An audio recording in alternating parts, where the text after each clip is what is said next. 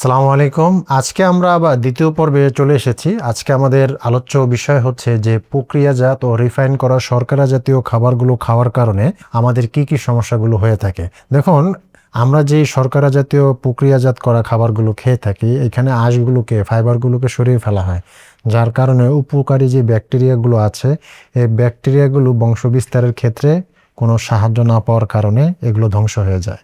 প্রথমে আমি যেটা বলবো যে আমাদের বাজারে যে পাউরুটি পাওয়া যায়, এই পাউরুটির ভিতরে যে গমটা ইউজ করে এই গম থেকে আপনার ফাইবারটা একদমই থাকে না, যার ফলে আপনার উপকারী ব্যাকটেরিয়াগুলো পুষ্টি পেতে ব্যর্থ হয় এবং আপনার যে ক্ষতিকর ব্যাকটেরিয়া এগুলো আপনার এই শর্করা থেকে আপনার বংশ বিস্তার করে তাদের খাদ্য সংগ্রহ করে তারা যে বংশ বিস্তারটা করে এর দ্বারা আপনার গাটের বিভিন্ন রকমের সমস্যা তৈরি হয়। এরপরে আমি যে বিষয়টা আলোচনা করব সেটা হচ্ছে আপনার সাদা ভাত। সাদা ভাতে একদম ফাইবারের পরিমাণ কম থাকার কারণে আপনার রক্তে দ্রুত গ্লুকোজ বাড়িয়ে তোলে এবং এটার মধ্যে শর্করার পরিমাণ বেশি থাকার কারণে আপনার যে ভালো ব্যাকটেরিয়াগুলো আছে এগুলো খাদ্য সংকটে পড়ার কারণে বংশ বিস্তারের ক্ষেত্রে এদের বাধার সম্মুখীন হতে হয়।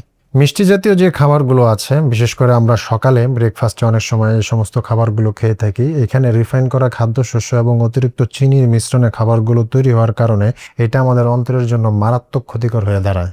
এরপরে যে বিষয়টা সেটা হচ্ছে আপনার ইনস্ট্যান্ট যে নুডলসগুলো আমরা আমাদের বাচ্চাদেরকে বিশেষ ক্ষেত্রে আমরা এটা দিয়ে থাকি, এটার মধ্যে আপনার দেখা গেছে যে রিফাইন করা ময়দা থাকে, আবার অতিরিক্ত সোডিয়াম এবং কৃত্রিম ফ্লেভার ইউজ করার কারণে ভালো ব্যাকটেরিয়াগুলো বেঁচে থাকার যে পরিবেশটা দরকার সেই পরিবেশটা আপনার নষ্ট হয়ে যায়। পেস্ট্রি বা কেক জাতীয় যে খাবারগুলো আমরা সাধারণত আমাদের বাচ্চাদেরকে দিয়ে থাকি, এই সমস্ত খাবারগুলোতে আপনার রিফাইন করা ময়দা, চিনি এবং ক্ষতিকর যে ফ্যাটটা আছে এই ফ্যাটের সংমিশ্রণে খাবারটা তৈরি করা হয়। ফলে কি হয় যে আপনার ক্ষতিকর যে ব্যাকটেরিয়া এই ব্যাকটেরিয়ার একটা আদর্শ পরিবেশ তৈরি হয়। তাই আমরা এই সমস্ত খাবার থেকে আমাদের বাচ্চাদেরকে আমরা একটু সেভ করার জন্য চেষ্টা করব।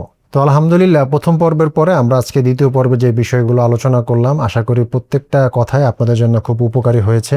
এই জিনিসগুলো ফলো করলে আপনারা নিজেরাও ভালো থাকবেন, আপনাদের বাচ্চাদেরকেও যদি এই জিনিসগুলো থেকে আপনারা যদি সেভ করেন তাহলে আপনাদের বাচ্চারাও আশা করি ইনশাআল্লাহ সুস্থ থাকবে। তো ভিডিওটি ভালো লেগে থাকলে লাইক, কমেন্ট, ফলো করে আমাদের পাশে থাকবেন।